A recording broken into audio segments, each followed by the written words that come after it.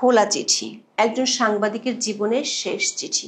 নিজেই বলেছেন জীবনের শেষ লেখা, অন্যভাবে আমরা একে বলতে পারি সুইসাইড নোট। বলছি বর্ষিয়ান সাংবাদিক বিভুরঞ্জন সরকারের কথা। নিখোঁজ হওয়ার আগে তিনি অনলাইন সংবাদ মাধ্যম বিডি নিউজ 24-কে মেইল করে খোলা চিঠিটি পাঠিয়েছিলেন। সেই চিঠিতে দিয়েছিলেন জীবন অবসানের ইঙ্গিত। চিঠিতে উঠে এসেছে বাংলাদেশের সৎ ও নীতিবান সাংবাদিকদের নিদারুণ বাস্তবতা।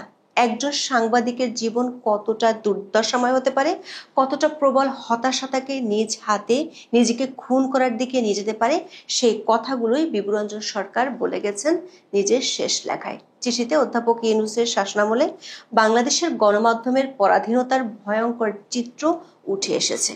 সরকারের প্রেস উইং যে কতটা স্বৈরাচারী ভূমিকা পালন করছে সে কথাও জানিয়ে গেছেন বিভুরঞ্জন সরকার।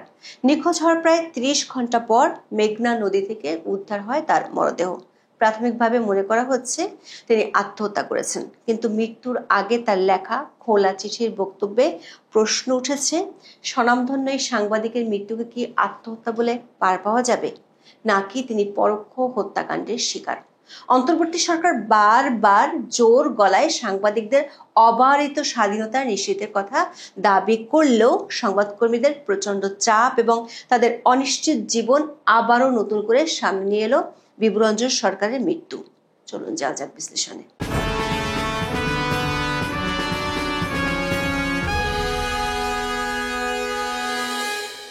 বাংলাদেশে এক নামে পরিচিত সাংবাদিকদের একজন ছিলেন বিভুরঞ্জন সরকার। সবশেষ কাজ করতেন আজকের পত্রিকার সম্পাদকীয় বিভাগে। প্রতিদিনের মতো 21শে আগস্ট সকাল 10টার দিকে অফিসে যাওয়ার কথা বলে সিদ্ধেশ্বরী বাসা থেকে বের হন। এরপর থেকে আর খোঁজ পাওয়া যায়নি। বাসা থেকে বের হওয়ার সময় ব্যক্তিগত মোবাইল ফোনটি তিনি রেখে যান। এরপর দিনভর আত্মীয় স্বজন, হাসপাতাল সহ বিভিন্ন জায়গায় খোঁজ করে সন্ধান পাননি। রাতে থানায় জিডি করেন তার ছেলে ঋতু সরকার। সিসিটিভি ফুটেজে দেখা যায় বাসা থেকে বের হওয়ার পর একটি মোটরসাইকেলের পেছনে চলেন বিভুরঞ্জন সরকার। এরপর আর তার অবস্থান শনাক্ত করা যায়নি। নিখোঁজ হওয়ার প্রায় 30 ঘন্টা পর মুন্সিগঞ্জের গজারিয়ায় মেঘনা নদী থেকে উদ্ধার করা হয় 71 বছর বয়সী এই সাংবাদিকের মরদেহ। প্রাথমিকভাবে তিনি আত্মহত্যা করেছেন বলে মনে করা হচ্ছে, তবে তার মৃত্যু তৈরি করেছে অসংখ্য প্রশ্ন। বাসা থেকে বের হওয়ার আগে তিনি একটি নিবন্ধ মেইল করেন বিডি নিউজ কর্তৃপক্ষের কাছে। সকাল 9:15টায় পাঠানো মেইলটির ফুটনোটে লেখেন, জীবনের শেষ লেখা হিসেবে এটা ছাপাতে পারেন। খোলা চিঠি শিরোনামে 22শে আগস্ট প্রকাশিত ওই নিবন্ধে দেখা যায় সাম্প্রতিক মাসগুলোতে নানামুখী চাপ ও আর্থিক সংকটে হাঁপিয়ে উঠেছিলেন প্রবীণ এই সাংবাদিক। তীব্র হতাশা নিয়ে লিখেছেন, সাংবাদিকতা জীবনে কখনো আপোষ না করলেও এখন দেখতে পাচ্ছেন সত্য লিখে বাঁচা সহজ নয়। শেষ নিবন্ধে তিনি লেখেন, সাংবাদিকতার সঙ্গে আমার সম্পর্ক 5 দশকের বেশি সময়ের। দেশের নানা পরিবর্তন, আন্দোলন, গণ আন্দোলন এবং রাজনৈতিক উত্থান পতন প্রত্যক্ষ করেছি। এই দীর্ঘ সময় আমি লিখেছি সত্যের পক্ষে, মানুষের পক্ষে, দেশের পক্ষে, কিন্তু আজ যখন নিজের জীবনকে দেখি অনুভব করি সত্য লিখে বাঁচা সহজ নয়। 2024 সালের 5ই আগস্ট ক্ষমতার পট পরিবর্তনের পর থেকে দেশের অসংখ্য সাংবাদিকের জীবনে নেমে এসেছে চরম বিভীষিকা। চাকরি হারিয়েছেন অনেকে, নজিরবিহীনভাবে অনেক সাংবাদিককে করা হয়েছে হত্যা মামলার আসামি। এমনকি মাসের পর মাস কারাগারেও আছেন বেশ কয়েকজন। চলমান প্রতিষ্ঠানে চাকরিরত সাংবাদিকরাও বিভিন্ন চাপের মুখে আছেন বলে রয়েছে অভিযোগ। সংবাদ প্রচারের পর মব বা অদৃশ্য শক্তির চাপের মুখে তা প্রত্যাহার অনেকটা নিয়মিত ঘটনায় পরিণত হয়েছে। বিভুরঞ্জন সরকার তার শেষ লেখায় সাংবাদিকতার করুণ দশা খোলাখুলি তুলে ধরেছেন। দর্শক, সাংবাদিকতা নানাভাবে আক্রান্ত হলেও অন্তর্বর্তী সরকার বারবার দাবি করেছে তারা ইতিহাসের সর্বোচ্চ স্বাধীনতা নিশ্চিত করেছে। ক্ষমতা নেওয়ার 1 মাস পরই প্রাণ খুলে সরকারের সমালোচনা করতে মিডিয়ার প্রতি আহ্বান জানান প্রধান উপদেষ্টা। জাতির উদ্দেশ্যে 11 সেপ্টেম্বর দেয়া ভাষণে তিনি বলেন, সংবাদ মাধ্যম এবং মত প্রকাশের স্বাধীনতার বিষয়টি নিশ্চিত করা হয়েছে। আমরা সবাইকে বলে দিয়েছি আপনারা মন খুলে আমাদের সমালোচনা করেন। আমরা সবার মতামতের প্রতি শ্রদ্ধাশীল।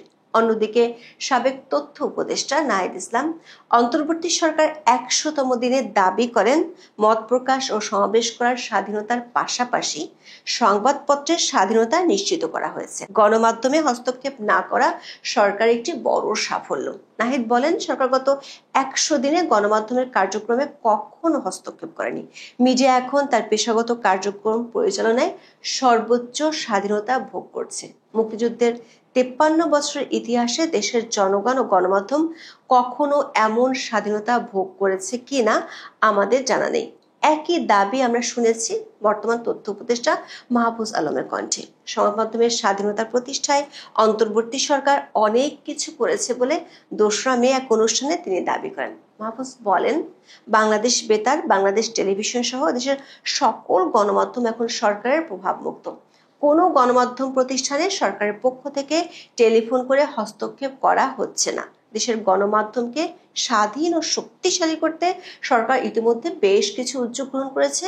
বিশ্বমুক্ত গণমাধ্যম সূচকে বাংলাদেশের ১৬ ধাপ উন্নতি প্রমাণ করে সরকার দেশের গণমাধ্যমকে স্বাধীন ও শক্তিশালী করতে কাজ করছে। এর একদিন পরে আরো এক ধাপে গিয়ে সাংবাদিকদের ইতিহাস সেরা স্বাধীনতা ভোগ করার দাবি তুলেন প্রধান উপদেষ্টার প্রেস সচিব শফিকুল আলম।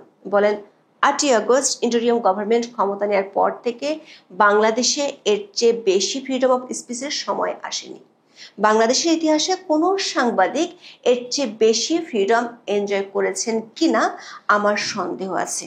আপনারা দেখেন, রাতের বেলা ডজনকে ডজন বক্তা বিভিন্ন কথা বলছেন, অনেকে মিথ্যা কথা পর্যন্ত বলেন। আমরা তো কাউকে মুখ বন্ধ করি না।